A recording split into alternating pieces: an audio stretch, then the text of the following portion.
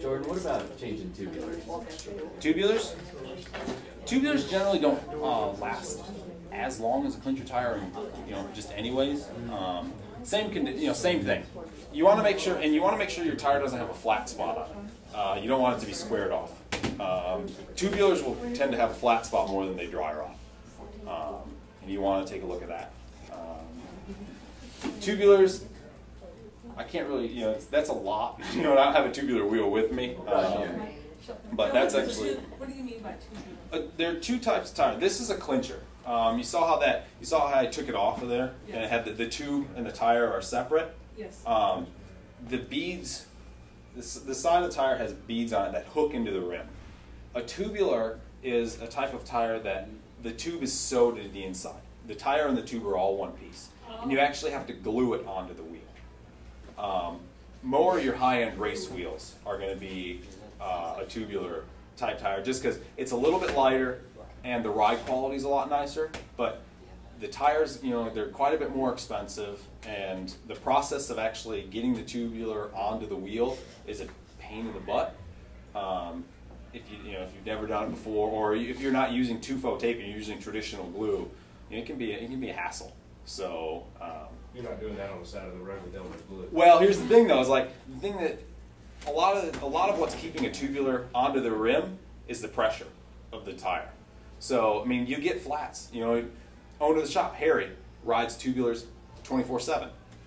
Just because the ride quality is a little bit nicer. It's a little bit smoother. But you have to carry this huge bag on the back of the tire, on the back of the bike, because you got to carry an extra tire. You can't just carry a tube.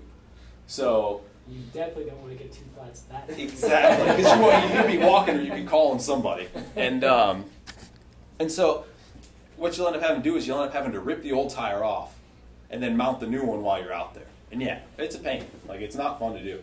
And during a race, if it happens, I throw in the towel. I'm not even worried about it. If I don't have an extra wheel I can borrow, just do that. It's just not worth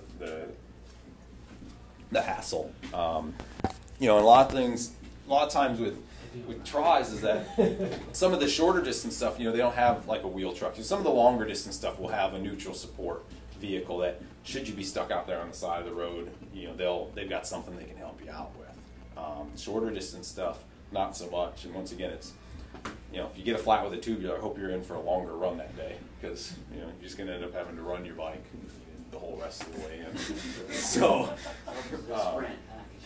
yeah, you'll end up having a 13-mile run on a sprint. So that's pretty much it for basic bike maintenance. You also kind of want to spin your wheels too, make sure they're not side to side. That just shows that they're out of true, and at that point in time, that's something that's easier just to bring to us to have us fix it, because the tension on the spokes is pretty delicate, and if you start twisting and stuff, you don't really know what's going on, that wheel's going to go a whole lot worse, and then you run the risk of not being able to repair it. Versus if you bring it to us, we can generally do it while you wait a lot of times if it's not too bad, and get you on your way, and the wheel will stay, it'll be retensioned and everything will be true back up. We'll also check the bearings and things like that. That way those are not crusty and nasty. And like I said, as long as you don't, when you're washing it, hit it with a hose. Just hold the pressure, or pressure washer. Don't use a pressure washer. That's just don't do it. A hose with the garden sprayers on is fine. That's what we use at the back of the shop. But don't hold it near the bearings. Don't really spray anything. So. What do those bike stands run? The bike stands, it can be anywhere from about $100 is where they start off, to this one's $220. They go on up. There's infinite amounts of different types of stands out there. Park also makes one. Say you've got a garage and you've got it's a pretty stationary thing. You can actually just mount it to your wall, or a board, and it'll be there. Be a permanent stand. My stand, actually, the one that I've got and take with me, it packs up to about that long, and you have to take the front wheel off to use it, but it's just a preference thing. This one, you saw me bring it in, it only stands about that tall. So the home mechanic kit, which I brought with me, so it's got a couple screwdrivers, tire levers, pretty much everything you need to take care of basic bike maintenance. This is it's $100. for a tool case with 11 tools in it, things like that. This system right here is normally a $35 system. So throw that in with the tools and toolbox, and this is a $25 tool. So it's actually a pretty good deal when it's all packaged together.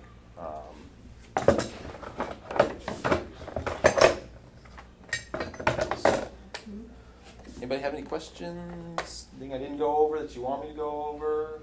Did I go over anything too fast? Just let me know. You did a very good That's job.